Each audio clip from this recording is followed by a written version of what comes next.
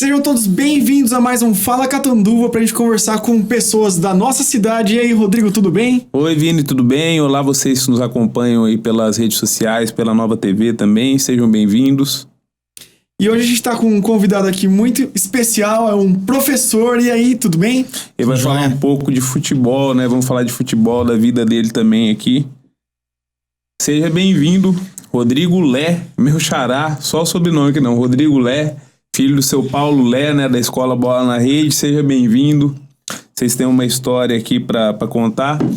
Conta pra gente, Rodrigo, quanto tempo faz sua família tá nessa área do futebol aí? Primeiramente, boa tarde a todos, né? Então, Bola na Rede já, o ano que vem, completa 30 anos na cidade. 30 anos já? A gente veio em 92 pra Catanduva, né? Logo que abriu a escola Objetivo.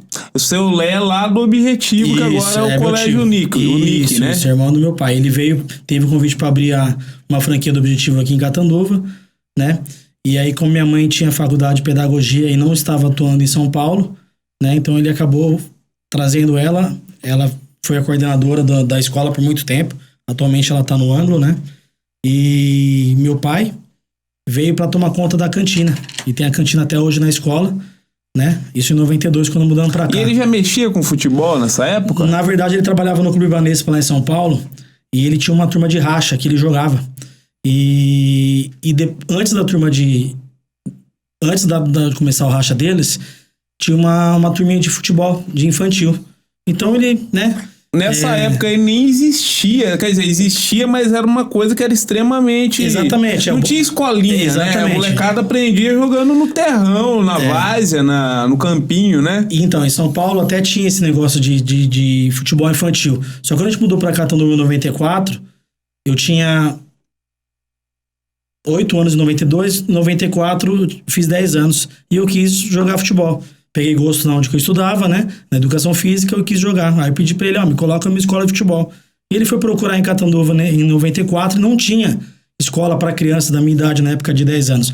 Começava, se eu não me engano, na prefeitura, com o finado Tadeu Bagageiro, o monstrinho que tá na atividade até hoje, acho que a partir dos 13 anos. E ele teve essa sacada, né? Ligou pro meu tio lá de São Paulo, cunhado dele. Falei, Pedro, no interior aqui, onde que eu tô aqui, não tem escola de futebol infantil igual lá no Banespa, lá em São Paulo e tal. Vamos meter a cara? Aí meteu a cara, desde então tem um Bola na Rede aí já faz 30 anos. Que coisa, hein? Por lá com vocês, lá já passaram pessoas que hoje estão brilhando aí no futebol, né? Sim, graças a Deus. Fala alguns nomes aí pra gente. Bom, muita gente confunde, né? O Alexandre mesmo é de Catanduva, porém o Alexandre, ele não frequentou o futsal lá no Bola na Rede, né? O Alexandre, ele sempre jogou na prefeitura aí. Mas quem frequentou o futsal lá no Bola na Rede, que depois atuou profissionalmente, né? O Wesley Beltrani, né? Palmeiras, São Paulo, que é Santos. O lateral esquerdo, né? Não, o Wesley é lateral direito, volante. Isso. Agora já aposentou, já tá trabalhando na parte da área aí de carreira. Mas ele teve o melhor passagem dele foi naquele time do Santos que ganhou a Libertadores 2011, né? Não, ele tinha saído anteriormente. Mas ele fez ganhou a Copa do Brasil, exatamente, né? Ganhou aquele elenco lá que tinha 3 jogadores de Robinho, Neymar, Ganso. Que tinha daí o Alexandre, que você falou que não jogou com vocês, o Wesley e o Alan Patrick, que atualmente tá no Internacional, foi um dos destaques do Brasileirão desse ano aí. Também passaram na escola lá. Passou com vocês também lá. É o principal jogador do Internacional hoje. Sim. O Alan até é interessante a história dele, porque ele saiu muito cedo de Catanduva. O Bola na Rede, toda vez que fazia aniversário em outubro, né, que a escola foi fundada dia 11 de outubro, dia das crianças praticamente, o Bola na Rede trazia times para estar fazendo um quadrangular de futsal. Na época a gente não tinha futebol de campo, né, era só o futsal. Né, porque no futebol de campo já tinha as escolas da prefeitura. Curitiba, já? Não, quando a gente inaugurou em 94, a gente foi ali na 24 de fevereiro. Atualmente hoje é a escola do Mundo da Bola do André. Ficamos 10 anos lá. Aí em 94, aí depois em 2005 a gente já pegou o prédio da Curitiba, onde tá até hoje. Você fez aula lá e hoje você dá aula lá, Sim, isso? né? Na verdade, né? Meu pai afundou a escola, né? Por não ter. Aí eu passei toda a carreira ali jogando, enfim. Né? Nunca tão bem igual esses outros meninos aí. Porém, eu continuei seguindo carreira, fiz faculdade de educação física. Como que foi lá a história? E atualmente sou treinador. A história lá do Alan, como que foi a história? Então, essa do Alan, Bola na Rede trazia. E no Bola na Rede 10 anos, quando o Bola na Rede fez 10 anos, trouxe o Santos no quadrangular. Então era bola na rede. Santos mesmo. Santos, que infelizmente hoje tá na... Eu falo infelizmente, caiu. apesar de eu não torcer pelo Santos, mas... Eu também não torço, mas é triste. É uma pena, né? Um time que revelou tanta gente, né? Um time tão... Sim. Sempre foi, pra mim, um sinônimo de futebol brasileiro. Mas tem coisas que vêm para o bem, né? Quando aconteceu o Corinthians também foi doído. Eu como corintiano, mas depois também... Às vezes começam a rever, né? As coisas que estão fazendo, aí, né? O Palmeiras recentemente também, depois que caiu, também quando voltou melhor e hoje tá... Mas veio o Santos, então, que tem acho que é uma base, assim, sim, pela história, melhores, sempre foi...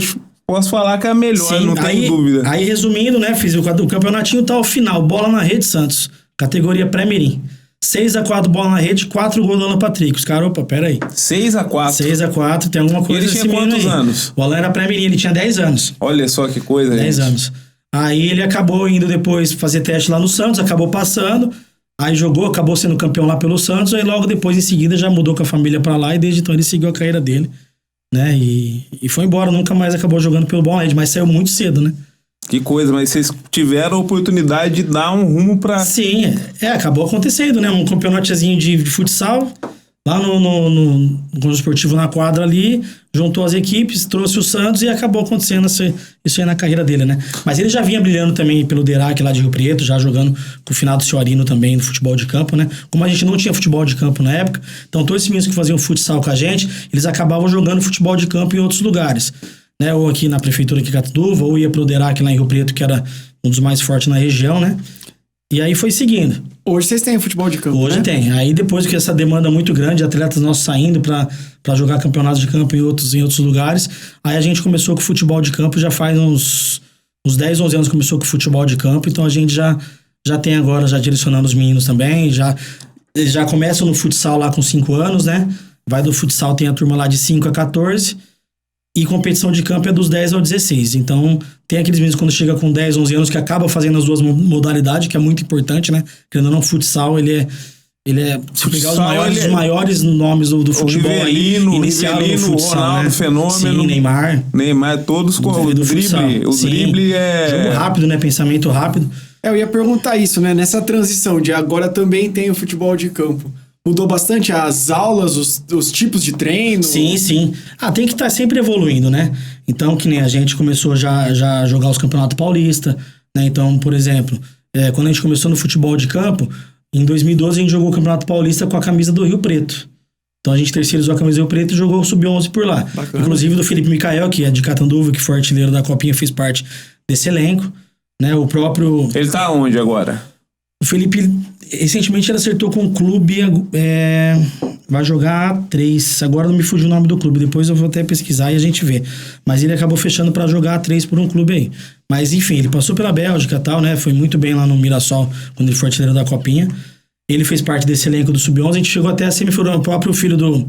O Marquinhos Ferreira. O Marquinhos, também, sim, fez parte desse... Ferreira, filho, fez parte desse elenco aí. Então era um time muito forte. Começou o Paulista. E nisso deu mais visibilidade. Aí depois, em 2014, esse mesmo elenco fez parte do Oeste de Itápolis, né? Que aí sim, em 2015, o pessoal da cidade, do Clube Aceito, viu a ideia e trouxe a gente para terceirizar a base deles. A gente ficou no Grêmio Catanduvense em 2015, 2016, 2017, 2018 e 2019. Ficamos 5 anos à frente do Grêmio só nas categorias 11 e 13, né? Aí veio a pandemia. Na pandemia o Grêmio também acabou meio que aconteceu meio que acabou. E quando a gente voltou, a gente já voltou com a parceria com outro clube da cidade, que é o Catanduva. E aí a gente ficou com o Catanduva, já inclusive nesse ano, né? E no ano passado já jogou com o Paulista com as camisas do Catanduva Futebol Clube. Terceirizando, lógico, a bola na rede, a escola particular, tudo, né? Mas aí terceirizou a camisa. Mas se fosse pensar assim, considerando assim, o tempo que faz que vocês estão aí na luta, tanto de gente que vocês já formaram, demorou pra começar o querer processo, fazer, né? Essa parceria com vocês, né? Não, mas agora já tá no caminho certo, né? Eu acabei me desligando da parceria, né? Continuo no Bola na Rede como treinador do futebol de campo, né? Das competições da escola, mas se tratando de clube, eu acabei me desligando, ficou meu pai à frente junto com o professor Valmar. E você tá agora no Mirassol. Isso, aí eu acabei, desde o ano passado, eu e o professor que trabalha comigo no campo, preparador físico Carlos Ceruti, a gente acabou tendo um convite pra estar assumindo o Mirassol e a gente foi pra lá, estamos lá desde o ano passado, graças a Deus, um ótimo trabalho por lá. E o Mirassol, ele bateu na trave esse ano. Bateu na trave, assim, ficou perto de subir pra Série A, né? Sim, o Mirassol ele já veio da Série C, né, o ano passado, jogou a B esse ano. Jogou bem, né? E foi bem. O intuito do clube a princípio era se permanecer, né? Nem cair, né? E quase se manter subiu. e quase subiu, né? Mas a estrutura era muito boa, né? O clube tem uma ótima gestão. Eu ia perguntar essa questão da estrutura. Essa é uma questão que é interessante, porque ela existe hoje por causa desse investimento que foi feito na base, né? Exatamente. O Luiz Araújo, que hoje tá no Flamengo, o Luiz foi Araújo era no Mirassol, foi pro São Paulo. No São Paulo ele estourou. E aí foi pra França, né? Pro Lille da França. Ele foi pra França, depois ele acabou tendo uma transação depois também para os Estados Unidos.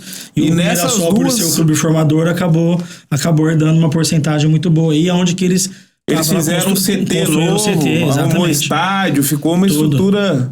Bacana. E é boa mesmo a estrutura lá. Sim, é diferente. Não deve nada a nenhum grande clube do estado, não. Quem vai lá e não conhece, fica Mirassol, acho que não tem... Acho que se tiver 60 mil habitantes, né? Uma cidade, se é menor, tem metade do tamanho... Eu acho que é mais ou menos isso. Tem metade do tamanho de Catanduva, assim, e tá com uma estrutura dessa esportiva formando igual gente. Mesma coisa também, numa cidade também que é menor grande, ainda. E hoje Novo Horizonte é um quarto do tamanho. Mas é bem conhecido lá. Lá eles já disputaram final de Paulista, sim, né? Sim, o Novo Horizontino já tem uma história antes dessa nova reformulação que eles fizeram lá, né? Vocês atendem bastante gente, né? Acho que todo mundo conhece alguém que já jogou bola lá. Sim. Quantas turmas vocês têm que vocês formam? Nossa, cara, atualmente lá... Bom, enfim, é até difícil falar quantos meninos já passaram por lá nesses 30 anos, né? Mas atualmente, hoje, a gente deve ter em torno do futebol de campo lá, a gente atende mais ou menos umas 120 crianças, porque a gente disputa as competições aí do sub-10 ao sub-16, né? Põe essa média aí. E no salão a gente tá com uma unidade na PAI também, além da Rua Curitiba. Tem uma unidade também que abriu lá na quadra da Unic, pela demanda muito grande de alunos. Hoje deve ter uma média de uns 300 alunos matriculados. 300 alunos. E não são todos. É claro, assim, que tem alguns que pagam mensalidade, mas tem alguns que tem projeto lá na também. verdade, a gente começou com um projeto, né? Aos sábados de manhã, onde que empresas parceiras acabam meio que adotando a criança, né? Que bacana. Que às vezes não tem condição. E aí eles vão todo sábado treinar lá e não tem custo. E são esse projeto aí que é voluntário, através de uma ajuda das empresas e também dos professores que acabam se solidarizando e fazendo esse negócio acontecer para as crianças que às vezes têm desejo, têm interesse de jogar no bola na rede, né? Se você for pegar, por exemplo, para muitas crianças que são pobres, elas têm baixa renda, às vezes o futebol é a única esperança de subir na vida, né? Não é? Exatamente.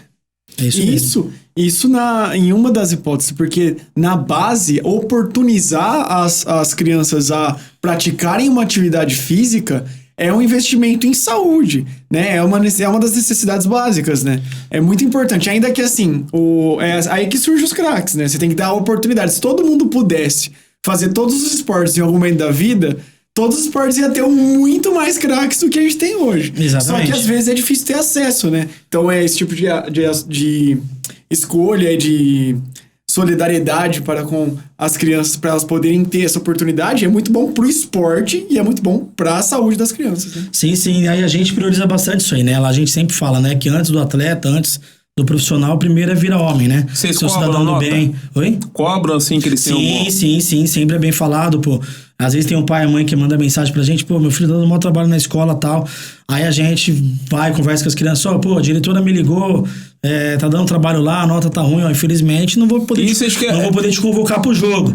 Essa acho que não vai ter. Vira o maior argumento, né? O cara não quer estudar, mas chegou nesse ponto aí, acabou, né? Acabou, não vai ser convocado, não vai... Aí ele já começa, né? Não vou deixar treinar, já começa aí já começa uma coisa puxa a outra, né? E é importante isso também, que a gente sempre procura também tá buscando disputar os melhores campeonatos. Então, por exemplo, essa banda grande de atleta que a gente tem hoje. Então não tem como a gente competir com tudo isso de atleta. Então, por exemplo, como eu tenho 50 crianças do Sub-13. Como eu entrar em campo e trocar 50 crianças para jogar? Não tem como. Então a gente, dentro da própria escola, a gente tem um departamento de iniciação e um departamento de competição. Então ali mesmo a gente já separa. Então não tem como, por exemplo, entrou um menino na escola lá, a gente identificou que ele ainda precisa evoluir. Então não adianta a gente colocar esse menino para jogar com aqueles que já está desenvolvido. O que vai acontecer? Ele vai chegar lá, ele não vai pegar na bola, vai ficar frustrado. Não vai pegar na bola, quando ele pegar, vão reclamar dele, porque, querendo ou não, os meninos têm um pouco mais de noção, já tem a malícia às vezes de reclamar um pouquinho mais das coisas todas, apesar da gente estar sempre orientando. Então acaba desgostando. Então se colocar ele dentro de uma turma, onde que ele se sinta importante, onde ele se sinta motivado, então a intenção dele continuar no esporte é grande. Como aqueles também ao contrário, que disputa a competição, ele não adianta ele ficar só treinando. Se ele tem potencial, ele tem que ir para a arena. Então a gente disputa as melhores competições, procura tá sempre levando onde que aparecem as oportunidades de serem avaliados, de estarem fazendo teste em time, né? Isso a gente falou os profissionais, fora tantos outros que hoje têm idade de base ainda e já estão alojados, já estão sendo monitorados por grandes clubes do país aí, né? Deixa eu perguntar uma questão, porque você mesmo falou e você tem uma quantidade imensa de pessoas com quem vocês lidam lá de criança, elas têm diferentes potenciais. Sim. Você, seu pai, vocês devem ter já o olho clínico, assim, você sabe, esse cara vai, esse cara aqui, ele não vai vingar. A gente Mas acontece, por exemplo, porque você falou, tem uns que você vê que são mais competitivos, você consegue colocar pra disputar, sei lá, a Copa AME da vida, algum campeonato aí que tem uma exigência maior. Copa Paulista, terceirizado. Isso. Por outro lado, esses que não aparentam ser tão competitivos, você vai colocar num time que tá mais adequado a capa. Não vou falar mais fraco, porque eu quero chegar na conclusão aqui. Acontece às vezes de alguém que tá nesse time aí, que em tese seria mais fraco, e de repente o cara descamba lá e vira uma coisa. Se você tiver algum caso até para contar pra gente. Acontece muito. Mesmo porque as crianças, né, eles estão em desenvolvimento. Então tem aqueles que entram em puberdade um pouco mais cedo, tem aqueles que maturam mais rápido, tem aqueles que demoram um pouco mais. Então, enfim, a gente sempre divide aí em 3, 4 etapas aí, desde quando ele começa a competir no sub-7, lá no futsal, até jogar um sub-16 aí, que é a categoria mais velha que a gente tem. Então, tem menino, por exemplo, que no sub-10 se destacava, sobrava, só que aí depois, automaticamente, não foi caindo rendimento, os outros foram chegando, foi atropelando, e hoje, por exemplo, no Sub-14, acaba não tendo mais aquela mesma eficiência que ele tinha quando tinha 10 anos. Como também ao contrário, aqueles que com 10, 11 anos, às vezes não estava pronto ali no momento, mas continuou trabalhando, continuou treinando, enfim, hoje com 14, 15 é indispensável para a equipe. Então, isso altera bastante, não só por causa da parte técnica, da parte do jogo em si, mas como também a característica da pessoa, né, perfil, fisionomia. Tem muitos que são projeção, a gente fala, hoje ele não tá pronto para competir. Tem muitos pais, às vezes, que não tem essa paciência de esperar. Às vezes não aceita ficar no banco, às vezes não aceita quando não é convocado, mas a gente tem que entender que o processo é esse. Isso é importante até pra educação mesmo, Exatamente. né? O esporte ensina isso, ensina quando é sua vez, quando Exatamente. não é. É um esporte coletivo, Deveria, afinal, né? né? Pelo menos, né? Não aprende se não quiser, mas se estiver lá no meio, depois A gente dá todas as ferramentas, procura os profissionais, os melhores metodologias de trabalho, os melhores treinamentos. Então as ferramentas a gente dá. Aí depois cabe a cada um. O futebol tem um problema sério aqui no Brasil, é que as pessoas não aceitam perder, né? Aqui o pessoal não tá. E nas outras áreas, sim, você vê lá no esporte, qualquer outra modalidade. Perdeu lá, mas vamos aplaudir, porque só de ter chegado até aí e tal. No futebol, perdeu, os caras já estão querendo matar já. Eu falo no adulto, mas só que eu aposto que criança também deve sofrer uma pressão meio... Principalmente dos pais, né? Tem muitos pais, às vezes, que a gente até fala assim, teoricamente frustrado. Ele quer que o filho viva o sonho que ele não conseguiu, que ele não viveu. Então, teoricamente, acaba meio que atrapalhando. Tem muitas vezes ali que a gente tem que falar, né? A criança que tá feliz, não adianta. Se ele não estiver feliz, não adianta ficar obrigando. Como é que você lida? Como é que você lida com essas pessoas? Porque eu acho que esse elemento de frustração é realmente grande. A pessoa queria ser ou nunca tentou o sonho, daí despeja no filho. E como é que faz? Exatamente. É complicado, não é fácil não. Falar pra você que é fácil não é.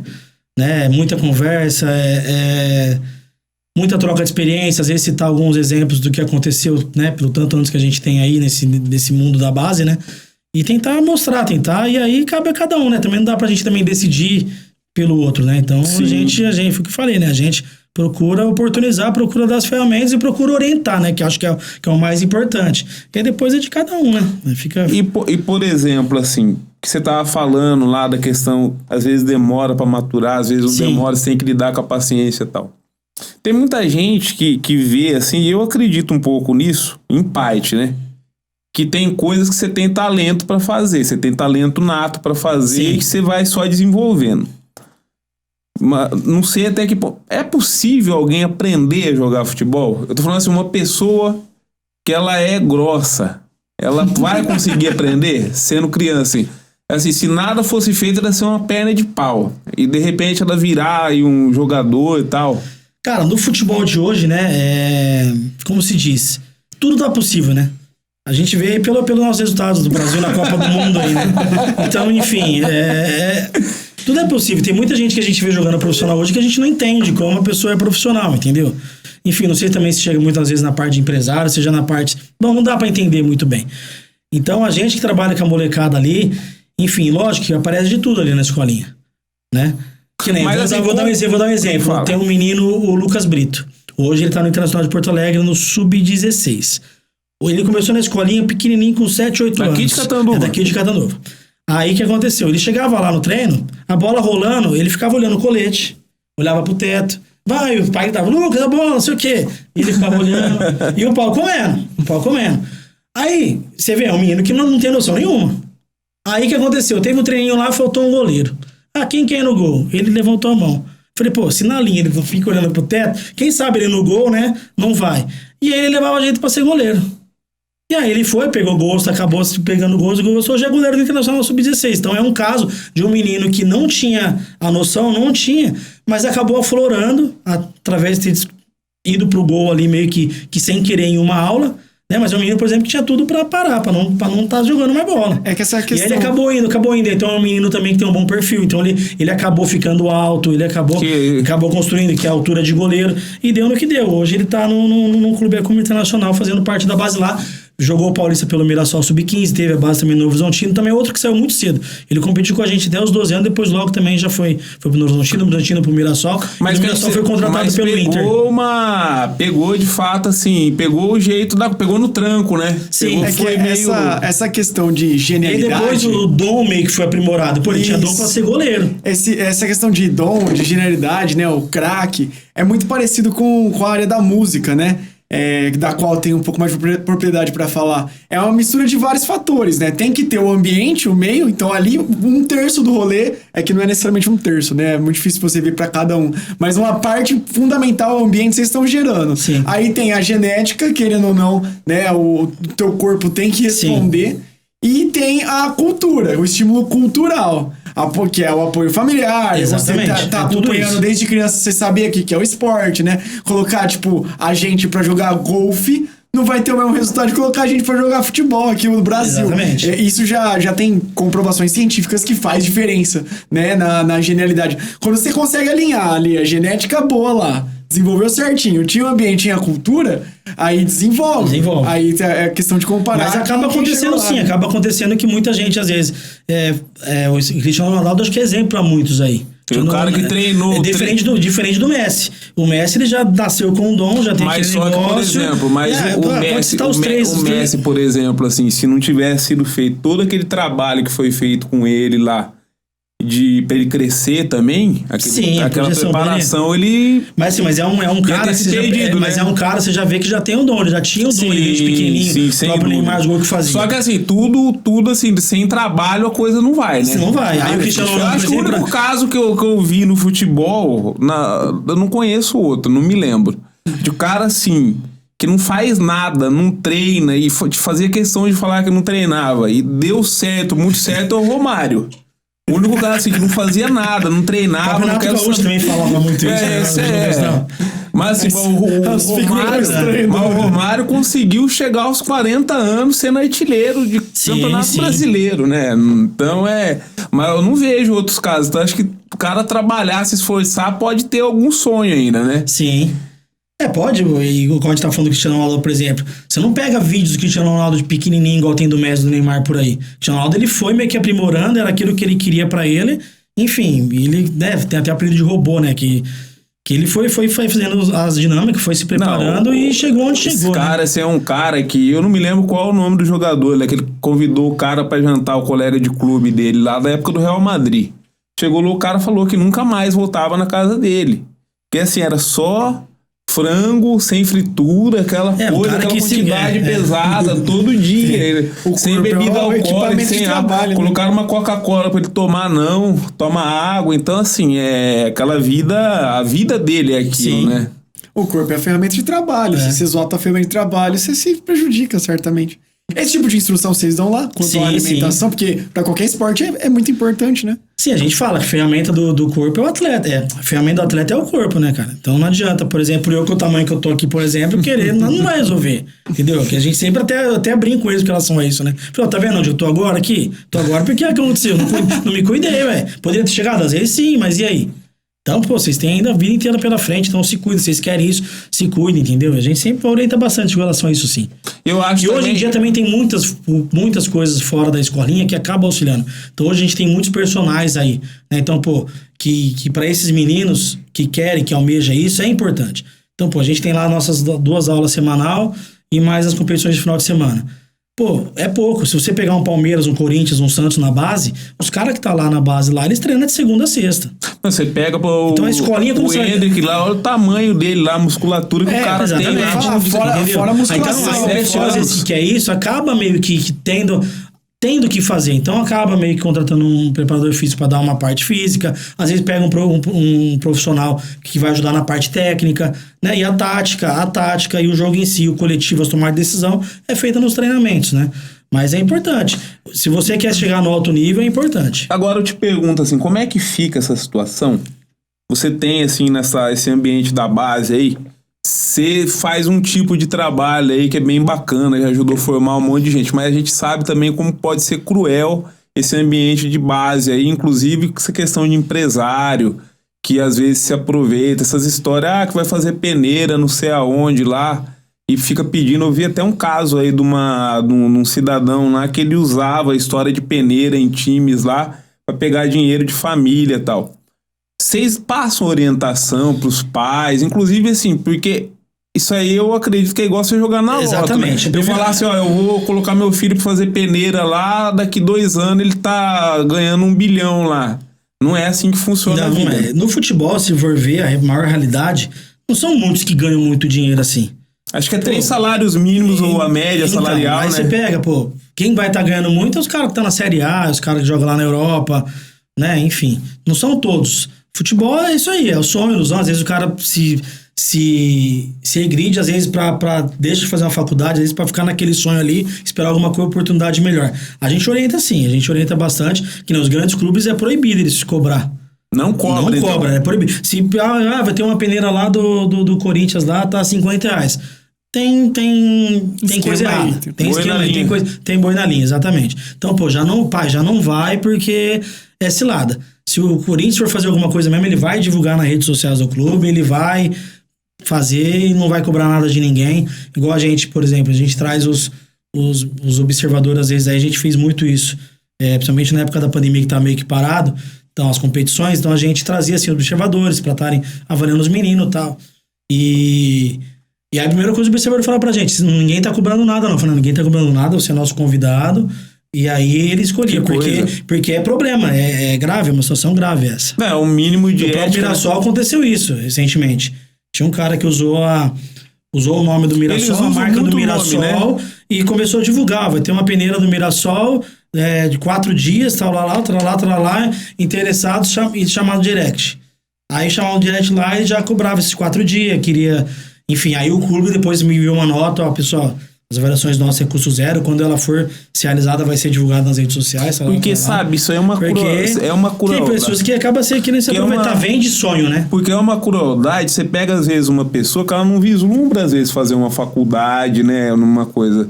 Aí você pega e chega lá e fala, ó...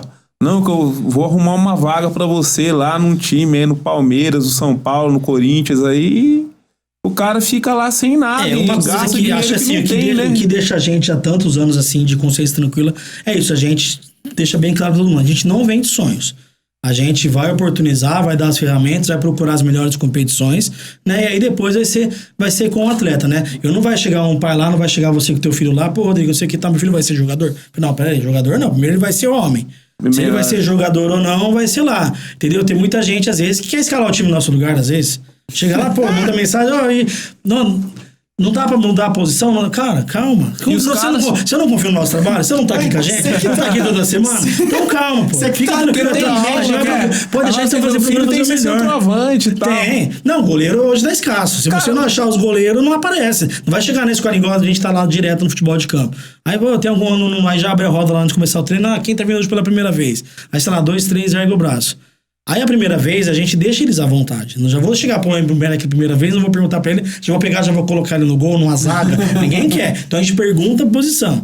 Cara, a cada 10, 8 fala que é ponta. E 2 fala que é meia. Então não tem lateral. Então você que tem que acabar achando. E por que você vai nos times não tem um camisa 10, não tem um atacante, não tem centroavante na seleção brasileira, gente? Todo mundo. Então, esse tanto de goleador aí que a gente tem. E é incrível, cara, porque é uma coisa assim. Você tava falando, o pai quer escalar e tal. Tem como futebol ofensivo, a gente sabe que a tendência de que vai chamar a atenção. Os caras que fazem gol. São os caras que fazem gol. Esses daí são os caras, são as grandes estrelas do futebol mundial. Só que você não monta um time só com atacante. O único caso que eu me lembro que teve 5, 10 no time foi a seleção de 70, mas ainda assim tinha zagueiro, tinha goleiro, tinha lateral. Tem os caras que tem que fazer outra parte do jogo, né? Tem que saber a você vai ganhar de 7, então, você vai fazer 7, mas você vai tomar 10. Que é assim, você falou, a gente tava falando dessa questão da frustração de pais, assim, é difícil você chegar pra falar, seu filho não vira pra ser atacante, tá? O cara quer escalar, eles entendem. Na verdade, a gente nem chega a fazer isso, a gente não chega a falar pra ele. Então, pô, estamos treinando lá. Aí testamos e tal, pô, de 9 aqui não tá dando muito certo não, vamos recuar um pouquinho mais ali. Ou, pô, o menino é rápido, é baixo, a gente vê a projeção, vê que não vai crescer tanto, pô, você falou do Romário. O Romário é uns casos extras de centroavante, são baixinhos. Hoje não tem outro mais centroavante baixinho, você não acha mais. O futebol de hoje já não tem. O Romário não é um caso que vai ter 2 também. Exatamente. Então são os acasos que tem no futebol. Então, pô, vamos trazer na lateral direita ali. Então já tem a lateral direita, vai bem e tal. Aí às vezes o pai não tá acompanhando o treino. Tá trabalhando e tal. Chega no final de semana, num sábado passado ele tava com a 9. Aí de repente passa 2 rodadas, tá lá com a 2. Tá boicotando meu filho. Não é nem isso, tá lá. Aí é um jogo que vai mostrar, entendeu? Então, pô, aí tem uns que nossa, que legal, ó, tá super feliz aí, ó.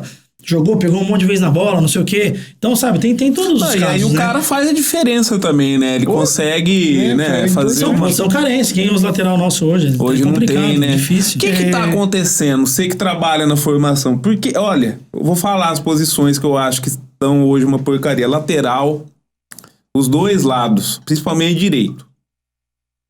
Eu peguei uma época, por exemplo, tem mais qualidade. Quando eu era criança, pegar, por exemplo, assim, o Cafu. Quando eu era criança, o Cafu não era um exemplo de lateral direito bom. Ele não sabia cruzar a bola, precisava ensinar. O Tele Santana ensinou ele a cruzar. Tanto é que ele tinha feito não sei quantas peneiras ainda, tinha passado nenhuma, né? Sim, mas ele não era. A vantagem dele é que acabou virando. Porque ele era rápido. O Cafu acho que é um exemplo. Aqui a gente não sabe, mas se às vezes buscar, pode ser mais as peneiras que ele foi provado. Ele fez a peneira do quê? Acho que era atacante. Então, ele começou, me lembro quando ele começou no São Paulo. Então ele teve que transformar lateral direito pra conseguir ser profissional. E aí nosso. Olha, meia, assim, foi um camisa 10 lá que arma tal, joga. Você não tem mais. Centroavante também eu acho que é carente. O que tá acontecendo na formação do futebol? Eu acho que o futebol, eles acabaram começando a querer copiar muito lá de fora, né? Então eles começaram o esquema tático, então já ficou um jogo muito estudado, né? Então tira um pouco da criatividade das crianças. Então a gente vê muitos hoje aí, às vezes o moleque nem pegou na bola, já tá mandando tocar. Pô, deixa o moleque tentar às vezes dar um drible ali, fazer uma jogada. O drible que sempre foi uma coisa brasileira, né? Deixar ele tomar um pouco mais a decisão dele, entendeu? Então lógico que é importante que a evolução do futebol, o que aconteceu, de esquemas, enfim, tanto é que a Europa vem mostrando isso aí, mas assim, tiraram nosso poder de decisão, né? Então ficou muito robotizado, mas eu falava, mas porra, os melhores nossos brasileiros estão na Europa, mas eles já estão jogando nesse esquema aí. Ninguém conseguiu chegar lá no Real Madrid, no Barcelona, fazer alguma coisa diferente atualmente, né? Ele acaba sendo mais um ali, e aí acaba que o que no futebol de hoje, às vezes, o time mais treinado, melhor treinado, consegue tirar ponto de um time que mais talentoso, mais talentoso. Joga certo, não joga, você pega empatamos com a Venezuela recentemente aí. Pô, quem que a Venezuela tem individualmente falando, assim, melhor que o Brasil? Ninguém. Só que, e a organização do time dos caras? Eles conseguiram se organizar de uma maneira ali que eles acabaram tirando ponto do Brasil. Então acho que tá na frente do Brasil na eliminatória, do time que nunca foi pra Copa. A Venezuela, então, pra ver a diferença tem um jogador lá que sobe na bola lá, a gente acabou de falar que foi rebaixado o time dele aqui no Brasil, né? Não tem condição, né? Então E mas come a bola lá. Então, era uma coisa assim, mas não era uma coisa para rever. Vocês procuram trabalhar essa questão do talento individual. Como que é? Porque a gente sabe que vocês estão... É um sistema maior, né? É assim, não adianta você querer também dar murro em ponta de faca. Sim. Ó, você vai driblar, daí chega lá, não dribla, vai... Você tá vai jogar pra algum lugar. 3-5 não sei o que, essa tonteira de... A gente aqui, a gente procura, igual eu falei, a gente procura também tá sempre se... como se diz? Tá melhorando, tá evoluindo, né? Então hoje... Chegou a época, teve uma época, por exemplo, que na base a gente copiava muito o método do Muricy no São Paulo. Que ele foi tricampeão brasileiro jogando com 3 zagueiros. Então, tinha times nossos, sub-10, que a gente colocava 3 zagueiros, porque dava uma segurança defensiva, a gente sabia que a chance de a gente tomar gol era menor e que uma hora lá na frente a gente ia conseguir fazer um gol e ia ganhar os jogos. Então, hoje a gente já mudou, a gente já estamos trabalhando mais com os meninos, mas eu, particularmente, eu gosto mais de um trabalho de posse de bola, de toque de bola, né? E lá na frente deixar que ele exercida. Né? Então a gente copia meio que teoricamente o que o City vem fazendo hoje, vai, entre aspas. E assim a gente vai puxando e vai tentando passar isso pros meninos. Né? Lógico, mas também dentro da cara de cada um, né? Então não tem como a gente querer jogar igual tipo o City com um menino que não consegue sair de lá de trás, não consegue acertar um passe de 3 metros. Então depende muito também de tudo isso. Hoje, né? Referência sua de treinador é o Guardiola. Na verdade, não é de hoje, né? Ele já vem de alguns anos, né? Desde a época do Barcelona, desde a época do Barcelona ali. E eu, particularmente, como treinador, eu procuro esse esquema de valorizar a posse de bola. Né? Porque assim, quanto mais a bola tá no nosso pé, né? Menos chance a gente tem de ser vazado. Né? Você sabe que o Guardiola, a inspiração dele é no futebol brasileiro, né? A inspiração que ele buscou, ele foi treinado na Arábia pelo Pepe. E também o time do São Paulo lá, que ganhou do Barcelona, que jogava nesse esquema dele, do toque, da inversão, tudo. E lá na frente ele deixa o pessoal definir. Ele acaba colocando dele uma maneira de convencer os jogadores que os melhores ele tem que jogar. Então, por exemplo, o time do Guardiola, ele dá um jeito de colocar os melhores ali pra jogar. Depende se o cara é atacante, ele faz o cara, às vezes, em algum momento virar meia ali, às vezes tem que voltar pra marcar o lateral. Então, assim, ele é um cara que ele consegue mostrar pro grupo, né, que enfim, que tem condição de jogar. Não adianta o cara ser birrento e falar, não, eu sou ponto, só vou ficar aqui na ponta. Não, pô. Com criança dá pra administrar o ego mais fácil? Criança, adolescente? Dá sim. É mais fácil sim, porque... não vou ser titular. Eles respeitam bastante. Então a gente também já dá as cartas. Antes de dar qualquer chancinha assim, a gente também já dá as cartas, já mostra aqui assim, funciona assim, já deixa tudo bem claro. Até disciplina. Disciplina. Quando o próprio pai, às vezes, pra competição. Então, que nem lá, a gente não sabe quando o filho vai chegar lá, se o menino é bom ou ruim. Então nós vamos passar o horário da escolinha pra ele, da iniciação. Aí ele foi lá. Na iniciação, o treinador lá visualizou, o menino aqui, ele tem uma certa noção. Aí você vai ter que abordar o pai. Ô pai, teve o treino do menino aí, hoje foi o primeiro dia dele, a gente percebeu que ele tem uma noçãozinha um pouquinho aguçada. Vamos fazer o seguinte, aí que a gente faz, ele já transporta ele pra turma de competição. Aí chega, a gente tem uma outra turma dos meninos da idade dele que estão um pouquinho mais avançado. Vamos fazer um teste com ele nessa turma pra ver como que ele vai sair? Aí você já vai tirar o menino dali, já vai levar ele nessa turma mais avançada. Na hora que ele chega nessa turma um pouquinho mais avançada, parece que deslumbra. Porque é diferente. Você percebe que são os meninos que têm mais potencial ali. É outro treino, é outro jogo, é outra situação. Pai, e realmente ele tem condição, tá? Ele vai fazendo parte dessa turma aqui, porém essa turma é de competição. Então ela é de alto rendimento. Então não significa que ele tá aqui que ele vai jogar. Mas... não vai jogar, é o caminho. Então vai ter uma convocação, vai ter um jogo. Aí vai depender dele.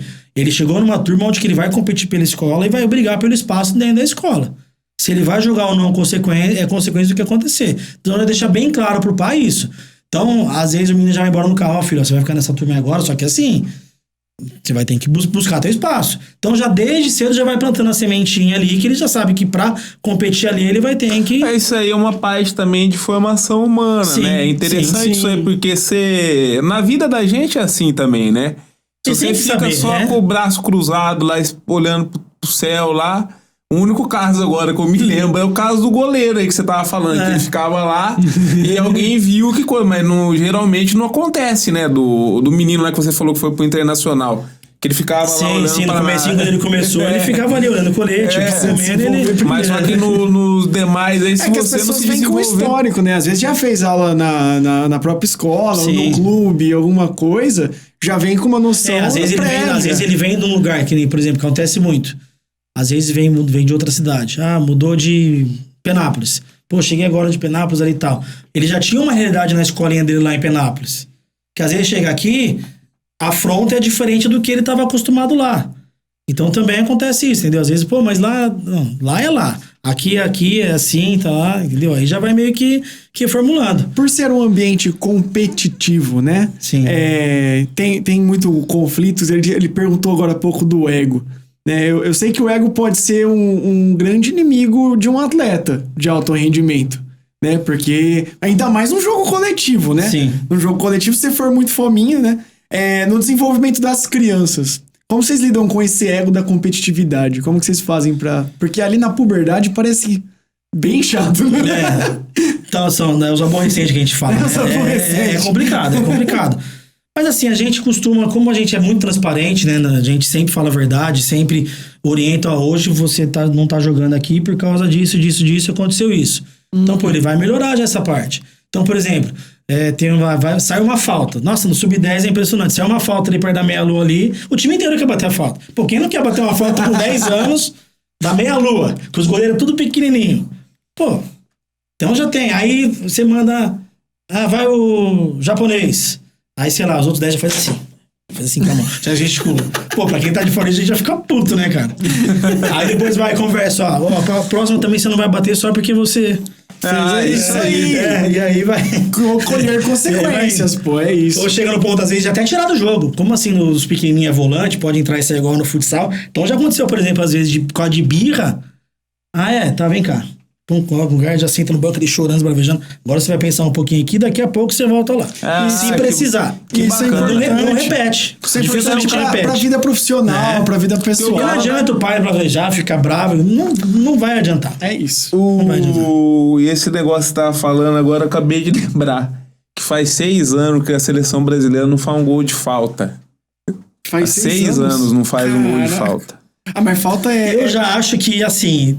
Eu tenho uma explicação um pouquinho pra isso aí, que eu acredito que a evolução dos goleiros, treinamentos de goleiro, preparação de goleiro, eu acho que, igual pênalti, lógico, a chance de fazer o gol é muito maior, mas tem muitos mais casos de pênaltis perdidos recentemente do que antigamente. Então acho que a evolução de preparação dos goleiros... Os caras vão melhorando as coisas também. Do outro lado também tem gente procurando melhorar, né? Sim. Tem gente procurando. Mas assim, falta o Marcelinho Carioca, né? Que treina mais, às vezes também não sei se o pessoal de hoje tá treinando tanto assim, né? Igual os outros treinavam, né? E o pênalti... Porque naquela época lá a gente não tinha celular, né? Então hoje às vezes acaba o treino, o cara, a primeira coisa que ele quer fazer no celular é postar alguma coisa. Naquela época não tinha muito o que ele fazia na hora que acabasse o treino ali. Então às vezes ele acabava ficando treinando e chutando mais bola. Tem tudo isso, né, cara? E essas coisas assim, celular, essas coisas, vocês costumam também dar uma cobrada na molecada? Na verdade já começa assim, né? Acho que assim, já tem um negócio que vem de casa, né? Tem 2 pequenos lá. A gente, lógico, não tem como evitar, né? Porque hoje é uma realidade, né? Mas assim, a gente procura dosar. Mas assim, o celular, na minha opinião, tá tirando também. E chega nessa parte também que a gente falou do futebol brasileiro. Eu acho que tá acabando que tá tirando o gosto das crianças a praticar o esporte, né? Hoje a atividade né? Exatamente. Então hoje, às vezes, eles preferem ser gamers. Às vezes preferem ser influencer. Querendo ou não, às vezes pra eles hoje é melhor do que às vezes querer ser um jogador de futebol. Então tudo isso acaba, acho que é uma coisa que vai acarretando a outra, né? Que acaba, querendo ou não, mudando e a gente tem que... Saiu um estudo recente sobre o sonho das crianças, né? Era bem mais comum ter quero ser um jogador de futebol. Hoje, influencer disparado, youtuber, é uma função que nem existia, longe, né? Quando a gente brincava de 3x3 fora. Se eu chegar meu moleque hoje lá na rua, lá de casa, lá onde tem 2 árvores, lá, filho, vamos jogar 3x3 fora? Não sabe nem o que é. Vou ter que ensinar pra ele o que é um 3x3 fora. Caixotinho de fruta, de golzinho, chinelinho, você não vê mais. Tá mais Infelizmente você não vê mais. Tá mais fácil achar. Tá mais fácil pegar o celular lá e ficar vendo TikTok. Deixa eu te perguntar uma coisa. Você falou de coisa em rua e tal. porque tem um impacto social também, o trabalho que vocês fazem, enfim. Sim. Hoje a gente tem, assim, em vários cantos da cidade, várias praças, tem inclusive campinhos, algumas têm campinhos, outras não. Tem areninhas e tal. Você acha que poderia ter, além, assim, do trabalho que vocês realizam, mas ter, por exemplo, nos bairros, nem que fosse para ser voltado para isso que você falou, pro lazer, né? Não vou formar ninguém para ser jogador, mas vamos lá se divertir um pouco lá jogando bola. Eu acho que isso seria essencial. Seria essencial. Pessoas capacitadas para poder fazer isso, para liderar, às vezes, um projeto como esse. Porque aqui, você é formado em educação física, não é? Sim, eu sou formado. Você é formado aqui? Sou formado aqui. Então, a gente tem uma faculdade aqui, tem vários profissionais e tem gente, assim, que poderia, né, fazer. Eu acho que falta um pouquinho de denominar, né? Pegar pessoas, às vezes, que são capazes. Pô, então vamos lá, nós temos lá não só o Rodrigo, mas você tem o André, você tem o Thiago, tem outras escolas na cidade também. Pô, os caras, querendo ou não, eles já têm vários anos aí com a molecada. Pô, se chamar esses caras, às vezes, pra coordenar um projeto, pra, às vezes, colocar professores e ter o... Mas acaba não tendo, né? Acaba não tendo. Mas acho que não é só aqui, não. O lance não é só formar jogador também. Você pegar e dar... É divertir. Pô, mas se você diversão é importante pra criança, se você conseguir juntar útil ao agradável. Sim. Pô, você coordenou lá, tal. Ó, qualquer menino que você vê que você tem talento aí, às vezes aí, já passa pra coordenação aqui que a gente vai procurar encaminhar. Aí já começa meio que destinar melhor. Você não espera o aluno aparecer lá na tua escolinha pra ver alguma coisa. Às vezes você já identificou esse cara fora. Mesmo aquele que não vai ser atleta, né? Mesmo aquele que não vai ser atleta. Sem aprofundar muito, a gente já falou aqui de convívio social, de saúde física, de disciplina, né? De consequência. É um monte de educação que parece besta, mas você não vai aprender no seu quarto com o celular. Não vai. Além de que o esporte ensina um rolê sobre disciplina, que eu acho que só o esporte, acho que não importa quanto eu tenho que explicar isso aqui, só o esporte vai ensinar que é aquela hora que o teu corpo já tá exausto. Você já não tá necessariamente nem com vontade, nem com ânimo, mas você vê aquela jogada, aquela situação que dá pra fazer e você tira energia da sua decisão de eu vou fazer. Porque teu corpo já não tem mais.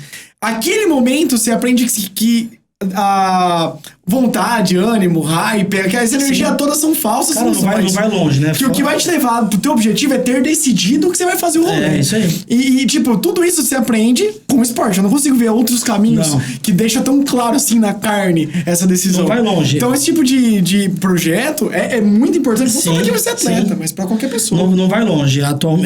Antes de chegar no Mirassol aí e tal, eu prestava os concursos da prefeitura, então eu fui recreacionista aí por alguns anos, né? Através do processo seletivo.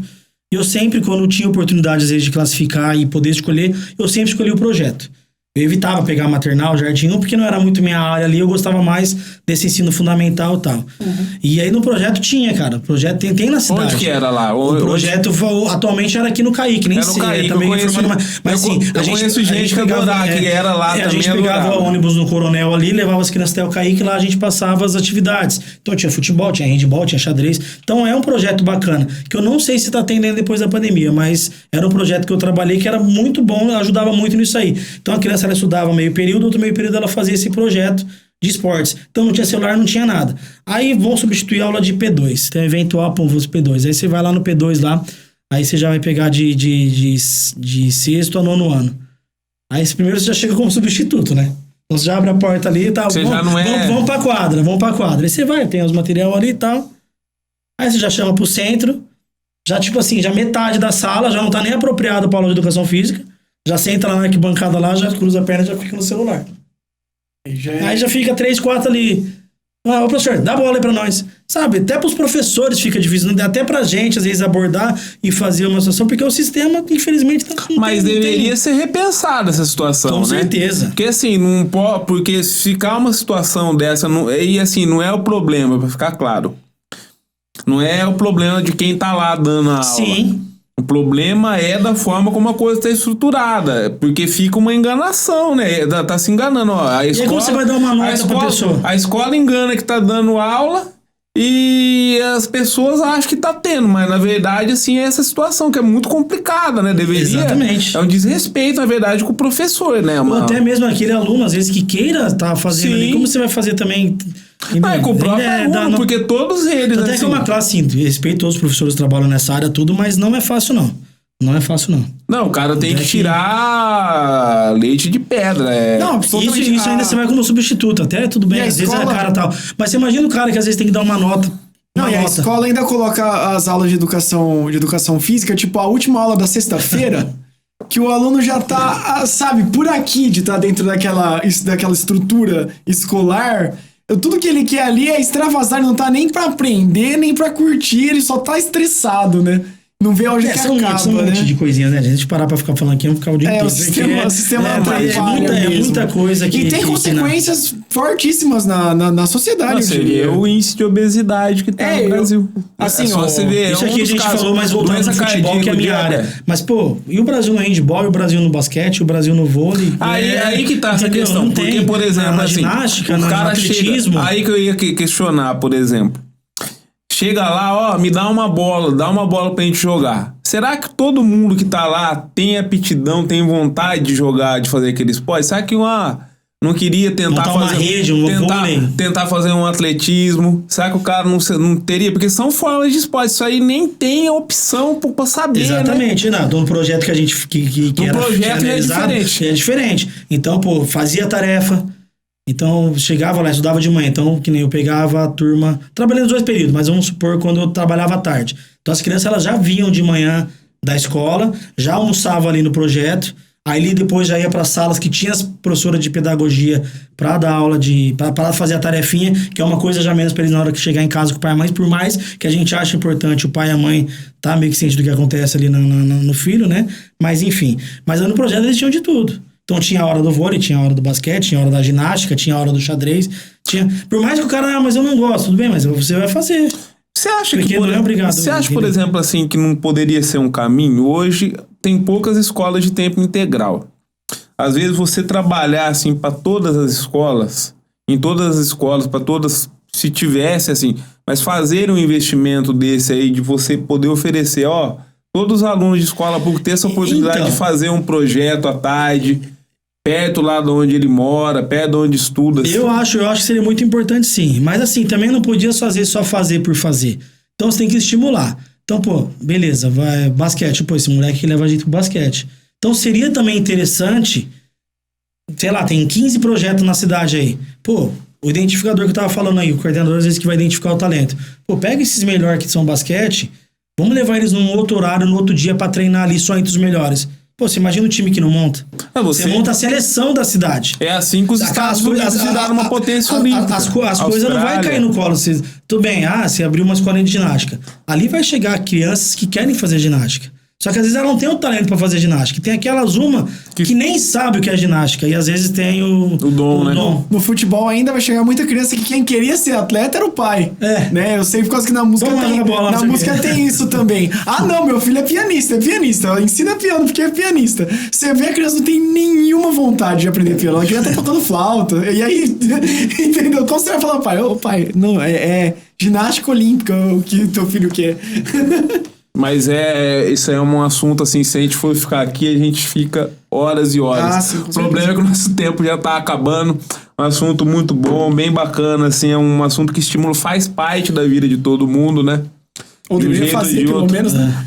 Alguém sempre acompanha. Acho que é a coisa que mais mobiliza o Brasil ainda, o futebol. Você não acha que deveria mobilizar outras coisas também? Deveriam mobilizar também a população. Eu acho que pelo tamanho, né? Não é à toa, né? Pelo tamanho do Brasil, né? Pelo tamanho do Brasil, imagina quantos talentos que a gente não tem espalhado aí no país inteiro.